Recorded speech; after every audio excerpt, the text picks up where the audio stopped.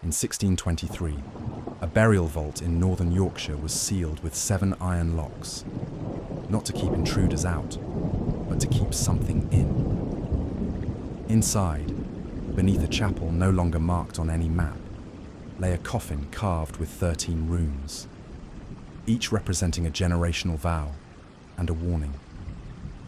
But what the church never told you is that only 12 members of the Wycliffe bloodline were ever recorded. The 13th? There are no records, no grave, no name, only silence. And in that silence, something still waits. Before we begin, tell us in the comments, where in the world are you listening from, and what time is it there now? And do you believe some places were never meant to be remembered? Take a breath and listen closely, because this isn't just a story, it's a scar hidden in the fabric of history, a legacy erased, a name cursed, and a bloodline that should never have survived. Wycliffe. It should have been just another forgotten surname, a line lost to time like thousands of others. But names are never just names. In the age of crown and scripture, names were currency, identity, and power, and some families were closer to the flame than they should have been. The Wycliffes were no noble house, not in the traditional sense. They didn't own vast lands or command great armies, but they owned something older, something darker. By the late 14th century, the Wycliffes had embedded themselves into the folds of England's religious machinery, not as priests, but as watchers, archivists, keepers of hidden rites. Publicly, they served the church. Privately, they served something else, something the church needed, but would never acknowledge. A lineage trained not in faith, but in silence. For nearly 3 centuries, the Wycliffes existed on the edge of light and shadow. Protectors of texts not meant to be read aloud, they copied rituals, interpreted prophetic dreams, stored relics whose origins were pre-Christian and deeply unholy. And then, suddenly, they vanished. No records after 1623, no legal heirs. The estate burned, the land salted, erased. But erasure leaves a residue. And in 1849, a mapmaker charting an old route through the moors noted something odd. A plot of land marked damnatio, non revertatur. Damnation, do not return. The church denied any knowledge, but local whispers told a different tale. They spoke of the child with the covered face, of the sermon that ended in screams, of the vault with the 13th lock, and in every version of the tale, the name Wycliffe was spoken only once. To understand the curse, you must understand the blood, and to understand the blood, you must return to the first sin. In 1391, under the cover of plague, a monk by the name of Alaric Wycliffe performed a rite forbidden even among the occultists of his time. The rite of consanguinity reversal.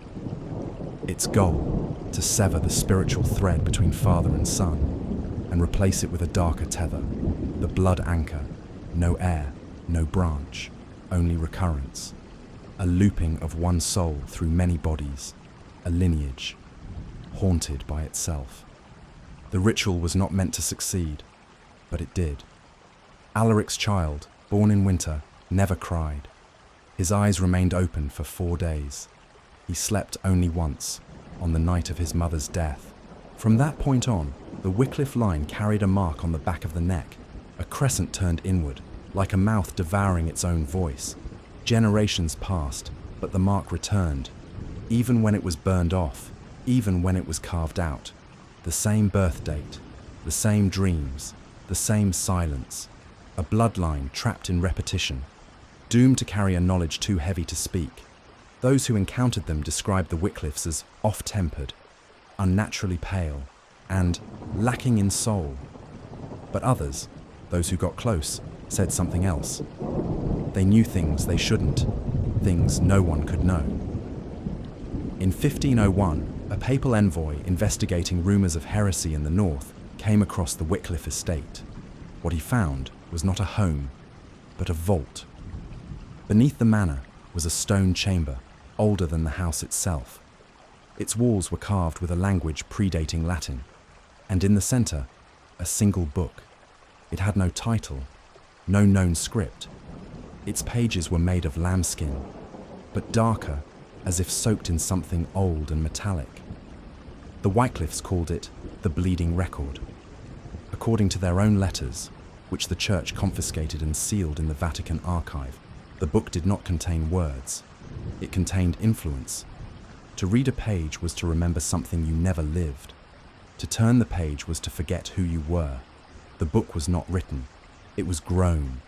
Each generation added a page, not with ink, but with ritual, a drop of blood, a whisper, a sacrifice, and always silence afterward. Witnesses reported that no Wycliffe child was ever allowed to speak before their 7th year. Instead, they were taught to listen, to absorb, to become vessels.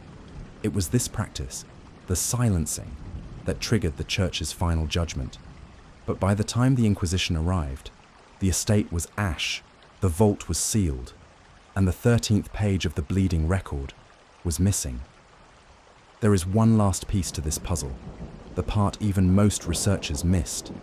In 1623, just before the final disappearance of the Wycliffe name, a woman named Isolde Wycliffe gave birth in secret. No midwife attended, no parish record logged the event. But months later, a local shepherd found signs in the forest, tiny handprints in soot, a bundle of cloth smeared with dried blood and carved into the bark of an old yew tree, the inward crescent. He never returned to that forest. But a year later, Isolde was seen walking alone into the marshland west of the estate, carrying nothing. They say she whispered something into the reeds, then vanished. Some say she drowned herself, others say she was taken. But her child, the 13th heir, was never found, not by name, not by sight, not by death. And that's the part no one wants to ask. If the 13th page was never added, then what still waits to be written? The 13th heir was never named, but throughout the 17th and 18th centuries, a pattern emerged. Across scattered regions of England, from moorland towns to crumbling monasteries, reports surfaced of individuals who shared a single, chilling detail. They remembered places they had never been, languages they had never studied, and dreams, not dreams but memories, of a manor house with red windows and a voice beneath the floorboards, whispering one name: Wycliffe. None of these people were related by blood. No common lineage, no common region, but every one of them reported the same phenomenon. They could see a page, one that didn't exist, a page that bled when touched, a page they could only describe in metaphors. It was written in bone, but I could hear it. I saw my father's death before he was born. It told me I was the end of a question no one dared ask. They dreamed of the Bleeding Record, though they'd never heard the name. And worse, they began to change. Some stopped speaking. Others spoke in symbols, describing memories that didn't belong to them. And in every case, one mark began to appear, the inward crescent, just beneath the skin, like a bruise, but older.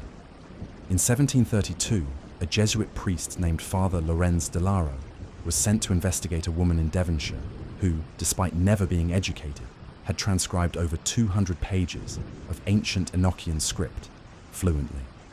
When Father de Laro met her, she was bound at the wrists, smiling through bleeding gums. She spoke only once. The 13th is awake. She died 3 days later, and every page she had written turned to ash at midnight, simultaneously. Father Delaro wrote in his final letter, just days before his own disappearance: "There is no child, no heir, only a fragment, a wound left open, cycling through blood and bone, waiting to anchor. The Wycliffe curse is not a lineage. It is a memory without a home." The church sealed the investigation. The woman's name was struck from all official records. But 3 months later, Father de Laro's own niece, age 7, began drawing the same inward crescent over and over, using the soot from the hearth. When questioned, she replied, "He told me to draw it, the one inside the wall. Symbols are not just marks, they are containers. And the Wycliffe mark, the inverted crescent, was a container for silence, not absence, but suppressed presence. A silence that waited. Researchers who traced its use across time found it appearing in the most unexpected places. A stone carving beneath a burned-down cathedral in Toulouse.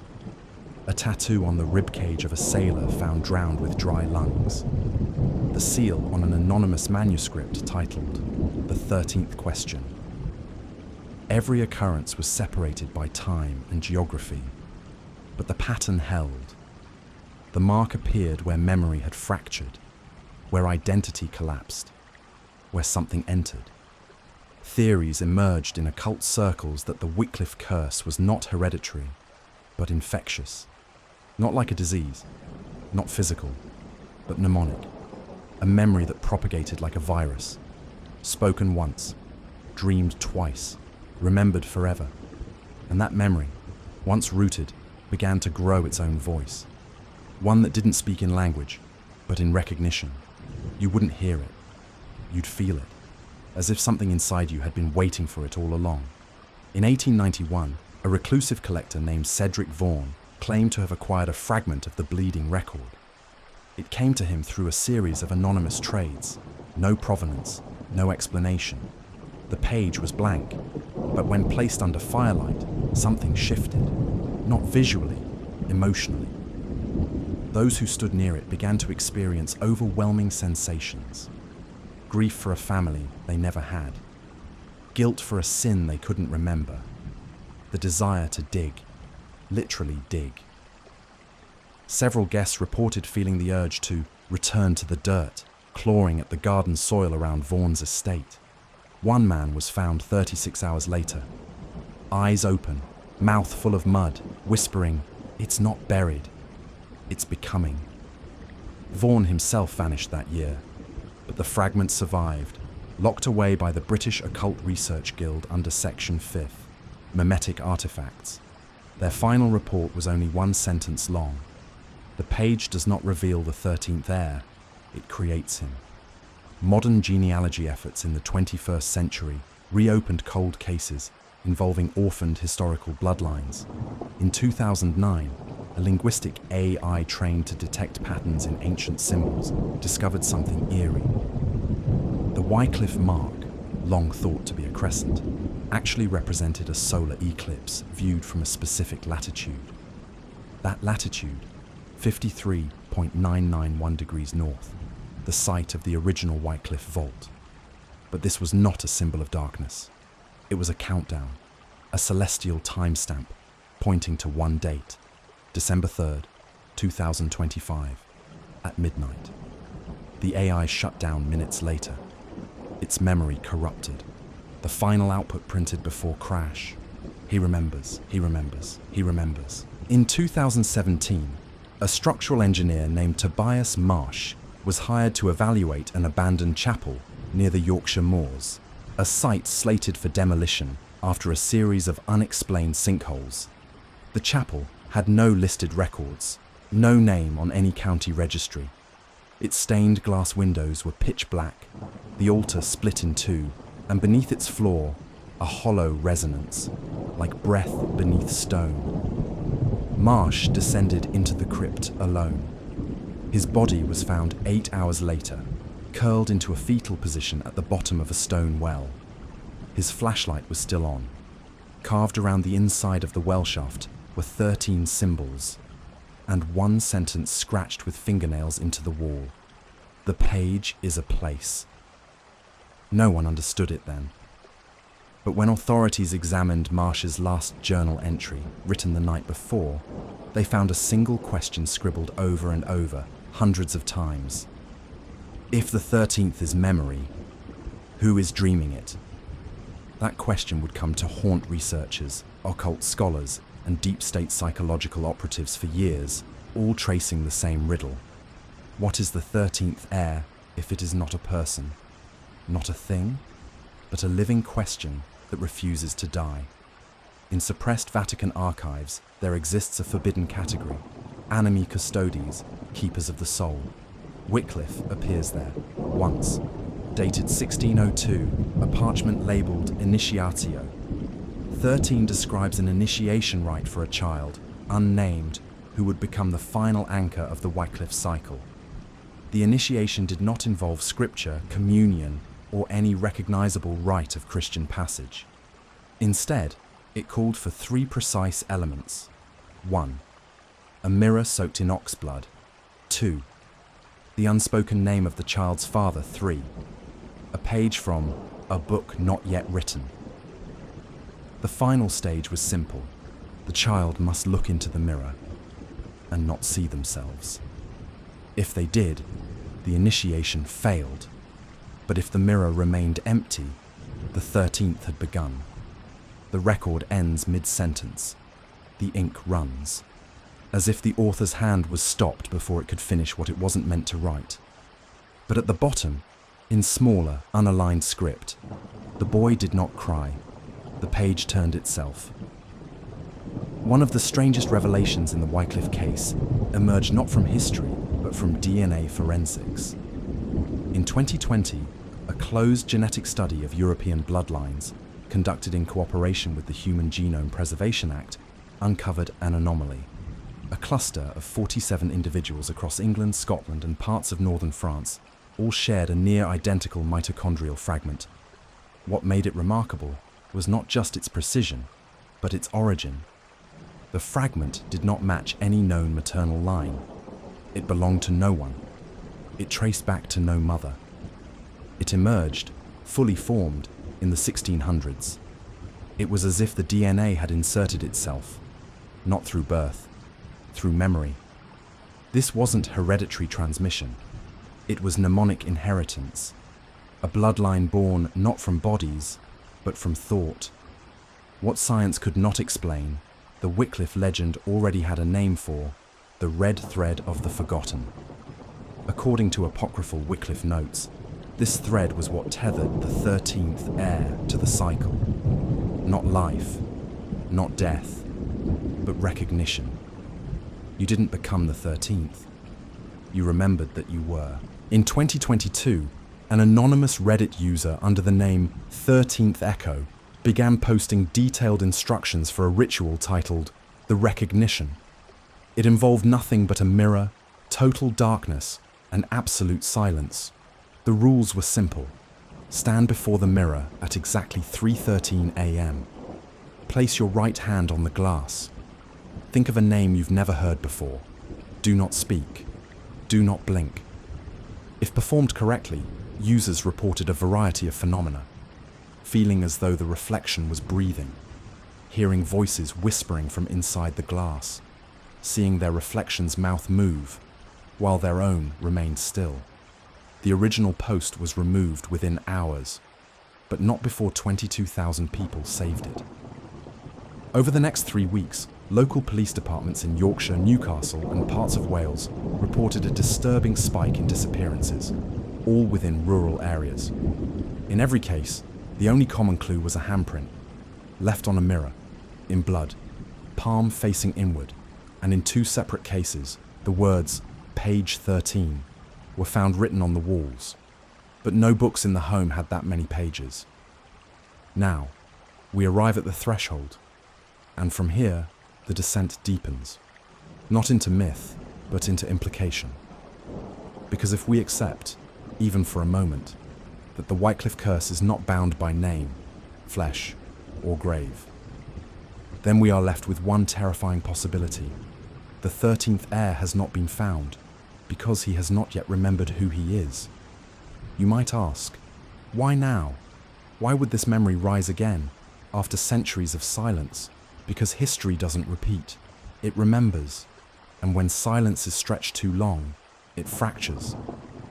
The 13th was not buried, he was scattered, across minds, across time. Every person who dreamed the manner, every voice that called the name, every eye that caught the mark beneath their skin, they were fragments, broken reflections, pieces of a page that still longs to be written. And maybe, just maybe, the reason this story found you is because you're one of those pieces. In 2023, during the digitization of a private collection in Berlin, a cartographer's apprentice discovered something buried behind an early 17th century map of northern England.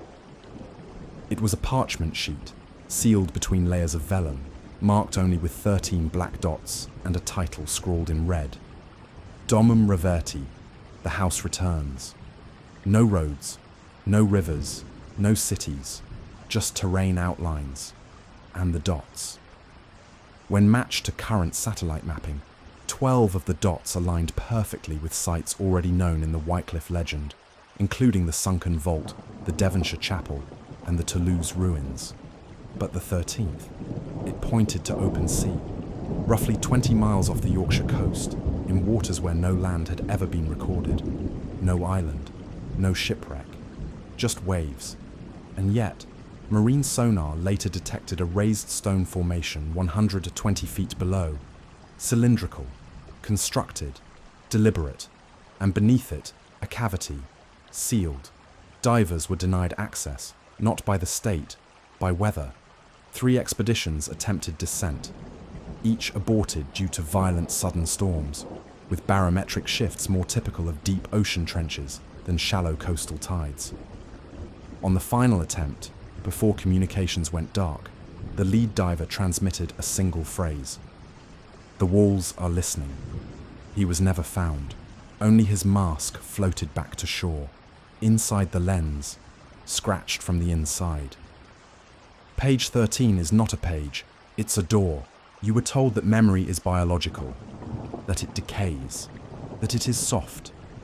But the Wycliffe Bloodline believed the opposite. To them, memory was architecture, built, preserved, passed on. And like all structures, it could be occupied. In 1617, the Wycliffe manuscript De Animis Recursus of the Returning Souls detailed a theory known as the cyclical mind anchor. It proposed that the soul, once tethered to a trauma strong enough, could recur, not reincarnate, recur, loop, reappear in a new host, not randomly, but through resonance. Trauma, you see, echoes. And when that echo finds a mind shaped just right, fractured, silent, forgotten, the cycle reactivates. This was the secret of the 13th heir. He was never born. He was triggered. That's why dreams matter. Why you remember places you've never been. Why you feel dread looking at symbols you can't name. Because you've been written in. Because some doors don't open from the outside. They open from within. In 1974, during renovations at a Jesuit seminary in northern Italy, workers uncovered a sealed chamber beneath the chapel floor. Inside were 13 chairs, 12 of stone, 1 of blackened wood, half burned, facing away from the others. On the wall, painted in thick, uneven lines, a mural of an eclipse. In the mural's center, a boy without a face, holding a blank book. Etched beneath, in Latin, ad memoriam per dolorem, to memory through pain. Later documents labeled it the Ascension Room. Wycliffe texts suggest it was used only once, during the final ritual of inheritance, when the 13th was made. What happened in that room remains unconfirmed, but the wall paint was tested. It wasn't paint. It was congealed blood mixed with ash and lamb tallow, and traces of something older, not human. Researchers halted further investigation when radiation levels spiked, but not nuclear, not natural. The frequencies emitted from the chamber were infrasound, frequencies that trigger dread, disorientation, sickness, hallucinations. One archivist, exposed for just 13 minutes, later wrote in his personal journal, "I saw my son's face, but I don't have a son." He whispered, "I remember you," and I wept. Some say the 13th is still forming. Others say he's already here, watching, waiting, forgetting. But a more disturbing theory exists, one buried in the diaries of occultist Helena Dor in 1888. The 13th does not inhabit one person. He is a parasite of memory. He flows through trauma, from mind to mind, until one finally remembers all of him. Then, he stays. Helena believed that the Wycliffe cycle is not a family curse, but a collective infection, a shadow stitched to humanity's memory, feeding on forgetfulness, growing stronger every time we fail to see the pattern. Her final entry was scrawled sideways, as if written in panic. He hears through silence, he sees through déjà vu, and when you dream of the house, you've already let him in. She died 2 nights later, 13 stab wounds, no suspect ever identified. Only her mirror remained, unbroken, with a crescent shape burned into its silver backing. Now we reach the present, your time, your breath, your listening. This story, this history, did not find you by accident, because you heard the silence. You felt that cold echo, the one just behind your name. Maybe it's déjà vu. Maybe it's a dream that repeats. A hallway with 13 doors. A book with no words. A name in the dark you cannot unhear. Maybe you've drawn the mark, absent-minded, in class, at work, in dust, in condensation, on the mirror. That inward crescent. You don't know where it came from, but part of you does. Because memory doesn't fade. It waits. And sometimes it speaks. In February of 2024, a family in Derbyshire reported a series of unexplained disturbances after purchasing an antique mirror from an estate auction. The mirror was tall, oak-framed, its silver backing untouched, yet unnaturally cold, almost icy even at room temperature. Their daughter, aged 10, began talking to her reflection. At first they thought it was imaginary play, but then she stopped referring to it as me. She began calling the reflection him. She said he wore her face, but his eyes were wrong. And at night, she would stand before the mirror in silence, unmoving, for hours. On March 13th, at precisely 3:13 a.m., the girl vanished. There were no signs of forced entry, no broken glass, no trace. Only one thing remained: 13 handprints pressed from the inside of the mirror's surface. Police sealed the case. The mirror was taken into evidence, but never catalogued. Whistleblowers claim it was transferred to a private storage facility used by an unlisted intelligence group specializing in mnemonic contagion, the study of psychological phenomena that behave like infections. And on internal footage, recovered and leaked months later, the last frame before the blackout shows the reflection of a small boy stepping forward from behind the observer. But there was no one else in the room. Let's return, for a moment, to the bleeding record. As we know, each generation of the Wycliffe line added to it, not with ink, but with memory encoded in blood and silence. But something was always missing. The 13th page. It never surfaced. Until now. In a secured vault beneath the monastery of San Filippo in southern Italy, a sealed container labelled Memoria 13 was opened in early 2024 during routine restoration. Inside was a page, dark, soft, slightly porous, like aged skin, yet unmarked. Tests found no ink, no DNA, no chemical residue, yet all who examined it reported intense emotional reactions. Some wept uncontrollably. Others screamed and clawed at their own ears. One scholar entered a coma, her final whispered words. "It's not empty. It's waiting for him to finish it." The Vatican has denied the existence of such a document, but leaked correspondence from a cardinal involved in the project ends with a chilling line. The page contains no words because they have not yet been remembered, and when he remembers, it will write itself. Not all languages are meant to be spoken. Some are containers, not of sound, but of memory. Wycliffe rituals used what scholars now refer to as reflexive tongues, languages that don't describe the world, but describe the speaker. That is, when spoken, they don't communicate an idea. They reveal the speaker's forgotten past. This is why the Wycliffe children were not taught to speak until their 7th year. Their first words weren't meant to express thought. They were meant to trigger memory, to awaken what was buried beneath their blood. And for those who listened to those first words, those who heard the language uttered aloud, there was a risk. They too might remember something that was never theirs. Something that entered through the ear and settled in the mind like a splinter of cold iron. It was not a language, it was a seed. And in every era since, fragments of this forgotten tongue have surfaced, carved into cave walls, whispered in the final pages of obscure texts, or etched into dreams. Those who hear it do not translate it, they remember it, and in that moment, they are no longer alone inside themselves. The Wycliffe curse, if we dare still call it that, is no longer confined to blood. It is thought, it is symbol, it is memory, weaponized. Across our world, signs are surfacing. Children speaking names they've never heard. Artists drawing places that never existed, until they match unrecorded Wycliffe sites. Readers claiming to feel watched during this very script, as though something behind the words is looking through them. And what does that mean?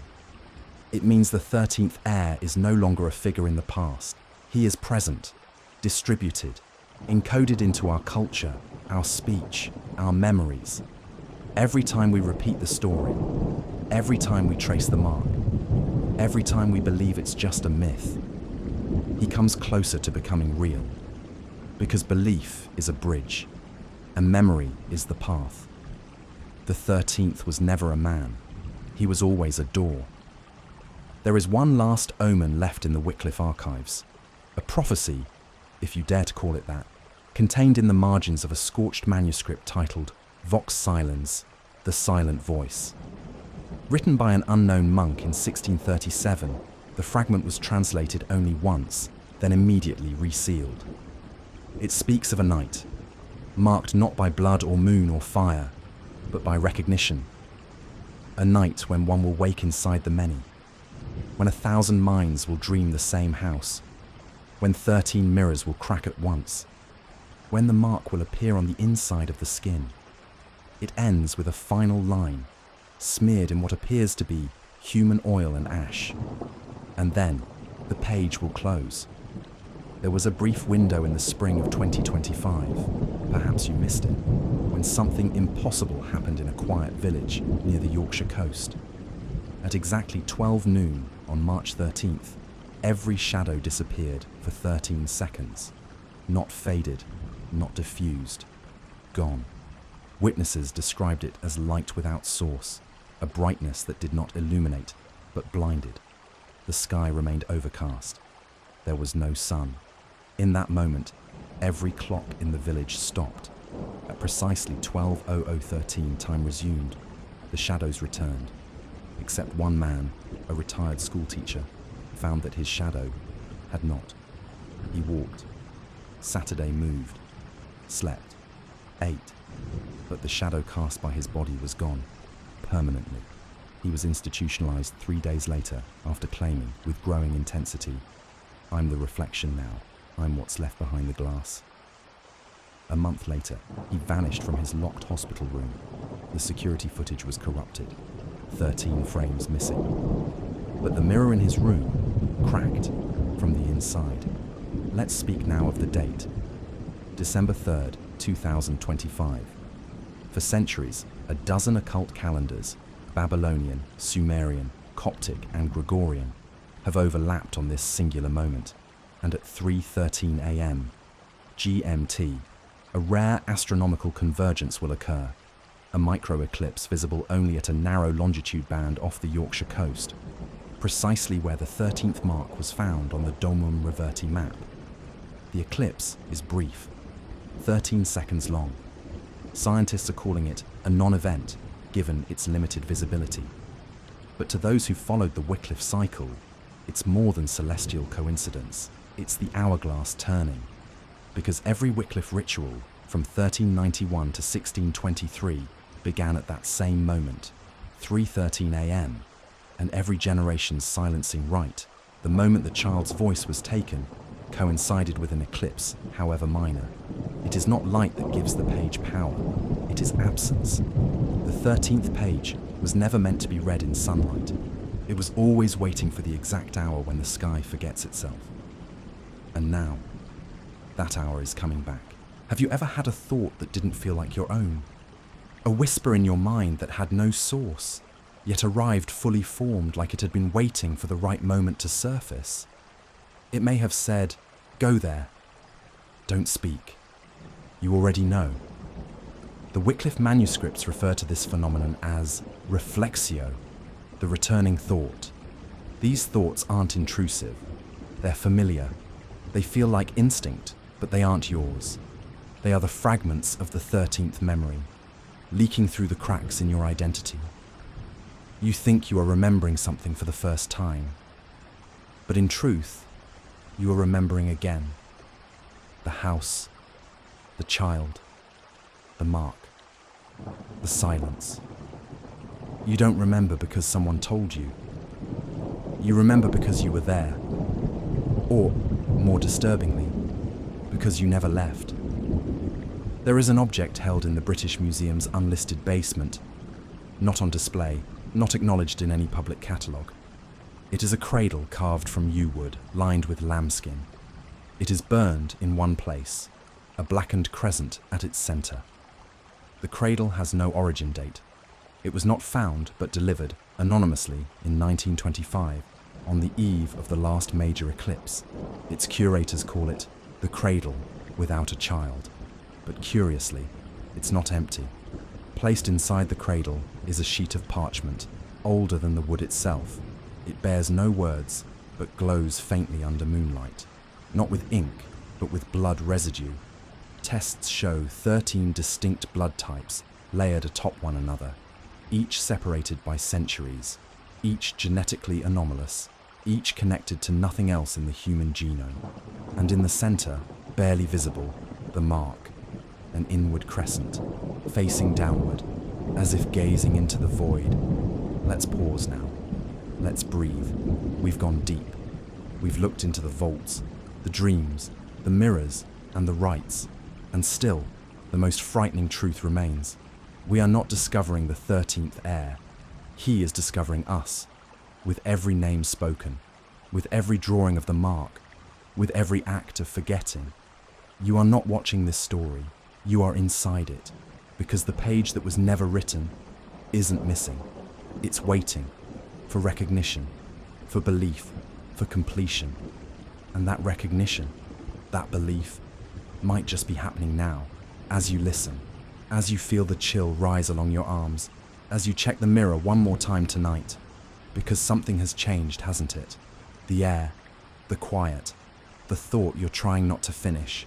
There is a final truth buried beneath every trace, every fragment, every haunted artifact tied to the Wycliffe bloodline. The 13th name was never spoken, because it was never meant to be heard. It was meant to be felt, in silence, in the moment between breath and thought, in the space where identity fractures. Not a name like John, or William, or Elias, but a mnemonic key, an alignment of memory, trauma, and silence, shaped into something that calls back. That is why none of the written records name the 13th heir, because his true name isn't written in books, it's written in you. You do not speak his name speaks you. When you dreamed of the house with 13 windows, when you stared at the mirror a little too long, when you read this story and felt something watching through the words, that was the name, unlocking. Not outside, within. You may believe this ends here, in curiosity, dread, or fascination. But the Wycliffe cycle does not end. It folds. It folds into conversation, into culture, into fear. And most dangerously, it folds into forgetting. Because the Wycliffes understood what most historians never will. That forgetting is not the death of memory. It is the soil from which memory grows. And when we bury truth deep enough, behind superstition, behind logic, behind convenience, it does not die, it waits. And the 13th heir, the fragment of awareness carried through centuries of silence and blood, does not need belief to survive. He needs silence. He needs the right kind of forgetting. The ritual kind. The kind you practice every day. The house returns because you've stopped watching for it. The 13th returns because no one remembers what was sealed. And now, perhaps you do. There is a moment, subtle and precise, when a story becomes something else. When it stops being narrative and starts becoming memory. That moment is now. Because somewhere, deep in the mirror of your own life, something has shifted. The names you've never heard feel familiar. The places you've never seen feel remembered. And a silence has crept into the back of your thoughts. A silence that waits. A silence shaped like a question you have not yet asked. Was I supposed to forget this? Number you were made to forget this. That was the design, the ritual, the pattern. But not everyone forgets. Some feel the story as a weight, a pressure behind the eyes, a sense that something old has reached forward and touched them, not randomly, but intentionally. If you feel that now, you're not alone. You never were. And so we end, not with a scream or a name or a revelation, but with a mirror. Yours. After this video ends, you may walk past it. Maybe you'll glance without thinking. Maybe you won't look at all. But some of you will stop. Some of you will feel that chill. The one just before recognition. The one that makes you still. You'll wonder, is it my reflection that's looking back? Or his? You'll touch the glass. And part of you, the part that remembers without knowing why, will hesitate. Not because of fear, but because of familiarity. Because deep down you understand. The 13th doesn't arrive. He returns. You have now heard the full tale of the Wycliffe Bloodline. You've followed the signs. You've seen the forgotten places. You've touched the mirror. And perhaps, somewhere along the descent, the silence began speaking to you. If it did, do not run. Do not reject it. Listen, because the curse was never about blood. It was about memory. A cycle of silence. A page never written until you remembered.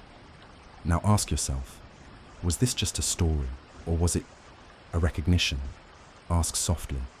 Whisper, if you must. Because some truths aren't meant to be shouted. They're meant to be awakened. Before you leave, look in the mirror. And if you see something just slightly out of place, don't ask who it is. Ask who it remembers.